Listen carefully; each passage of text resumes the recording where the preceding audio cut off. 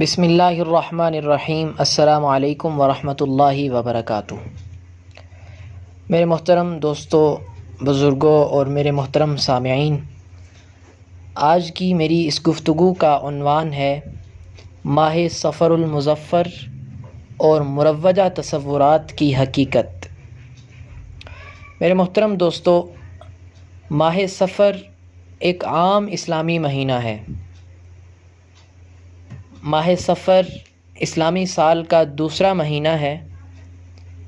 یہ عام مہینوں کی طرح ایک مہینہ ہے، اس لیے اس مہینے اور اس کے کسی بھی دن سے متعلق کوئی خصوصی فضائل ثابت نہیں ہیں۔ اس مہینے اور اس کے کسی بھی دن سے متعلق کوئی خصوصی اعمال اور عبادات ثابت نہیں ہیں۔ اس مہینے اور اس کے کسی بھی دن سے متعلق کوئی خصوصی نظریات اور خیالات ثابت نہیں ہیں۔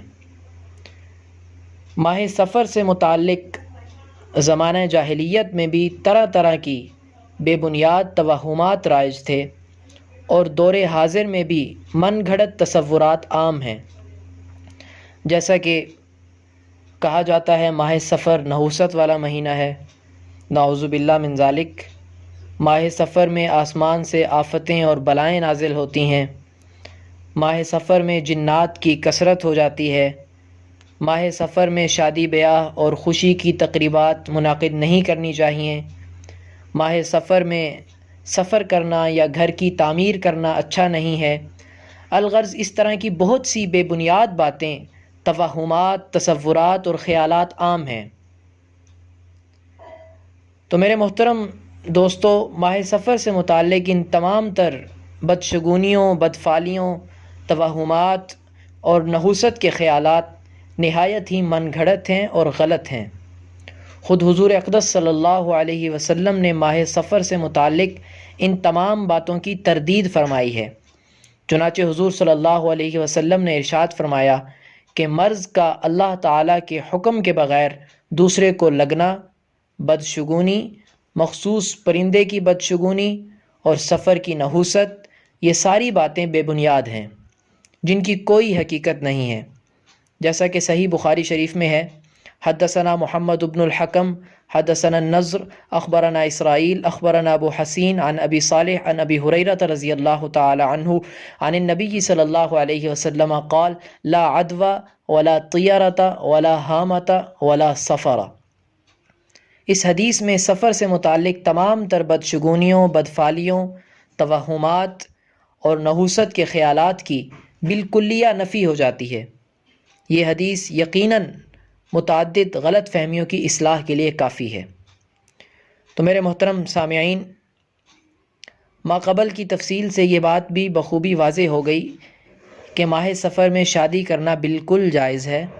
اس لیے جو لوگ ماہ صفر کو نحوست والا مہینہ قرار دے کر اس میں شادی نہیں کرتے، وہ صریح غلطی کا شکار ہیں، کیونکہ قرآن و سنت میں اس بات کا کوئی ثبوت نہیں ہے، بلکہ احادیث میں اس نحوست والے عقیدے کی تردید کی گئی ہے۔ اور یہ بھی یاد رہے کہ بعض مورخین کے مطابق اس ماہ میں حضرت علی رضی اللہ تعالی عنہ کا نکاح حضور اقدس صلی اللہ علیہ وسلم کی صاحبزادی حضرت فاطمہ رضی اللہ تعالی عنہا سے ہوا۔ حضرت علی اور حضرت فاطمہ رضی اللہ تعالی عنہما کے نکاح سے متعلق اختلاف ہے کہ کس مہینے میں ہوا۔ اس حوالے سے محرم، صفر یا ذوالقعدہ کا ذکر ملتا ہے۔ اور اسلام میں کسی دن، کسی مہینے، کسی سال، کسی مکان، کسی انسان، کسی سواری یا ان کے علاوہ کسی اور چیز کی نحوست کا کوئی تصور ہی نہیں۔ اس لیے نحوست کا یہ نظریہ ہے ہی بے بنیاد، جیسا کہ ابھی حدیث سے بھی بخوبی واضح ہو گیا۔ تو اس پر واضح طور پر عوام میں رائج نحوست سے متعلق تمام نظریات کی تردید ہو جاتی ہے۔ البتہ یہ یاد رکھیں کہ نحوست صرف اور صرف گناہ اور بدعمالی میں ہے۔ ساری نحوستیں اللہ کی نافرمانی کے نتیجے میں پیدا ہوتی ہیں۔ افسوس یہ ہے کہ آج کا مسلمان دنوں، مہینوں اور چیزوں کو نحوست زدہ قرار دے کر ان سے تو گریز کر لیتا ہے، لیکن اللہ کی نافرمانیاں نہیں چھوڑتا، جو کہ نحوست کی اصل وجہ ہے۔ جھوٹ، دھوکہ، غیبت، بدنظری، خیانت، ناچ گانے، بے حیائی مخلوط تقریبات، ہندوانہ رسومات، شادی بیاہ کی ناجائز خرافات، غیروں کی نقالی اور حرام خوری سمیت بہت سی اللہ کی نافرمانیاں عام ہو چکی ہیں۔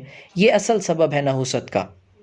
شیطان نے نحوست کے حقیقی اسباب اور وجوہات ہماری نگاہوں سے پوشیدہ کر لیے ہیں، جن میں ہم مبتلا ہیں، اور اللہ کو ناراض کر کے عذاب اور بربادی کا سامان مہیا کیے جاتے ہیں۔ آج ہم بے بنیاد توہمات اور تصورات کی وجہ سے تو خوف کا شکار ہو جاتے ہیں، لیکن گناہوں کی وجہ سے خوف زدہ نہیں ہوتے۔ آج اپنی سیاہ کاریوں کی طرف توجہ ہی نہیں دیتے کہ ان کی وجہ سے ہم کتنے سنگین عذاب بھگت رہے ہیں۔ شیطان نے ہماری نافرمانیوں کو کس قدر مزین کر کے پیش کیا ہوا ہے، کس قدر شیطان نے گناہوں کی سنگینی دلوں سے مٹا دی ہے۔ اللہ کی نافرمانی کس قدر ہلکی چیز تصور کی جاتی ہے۔ یہ یاد رہے کہ دنیا کی ساری نحوستیں اور بربادیاں اللہ تعالیٰ کی نافرمانی کے نتیجے میں وجود پاتی ہیں، جبکہ ساری برکتیں اور کامیابیاں تقویٰ یعنی گناہوں سے بچنے کے نتیجے میں نصیب ہوتی ہیں۔ اور اس کے علاوہ ماہ سفر کے آخری بدھ سے متعلق بھی بے بنیاد باتیں اور اعمال عام ہیں۔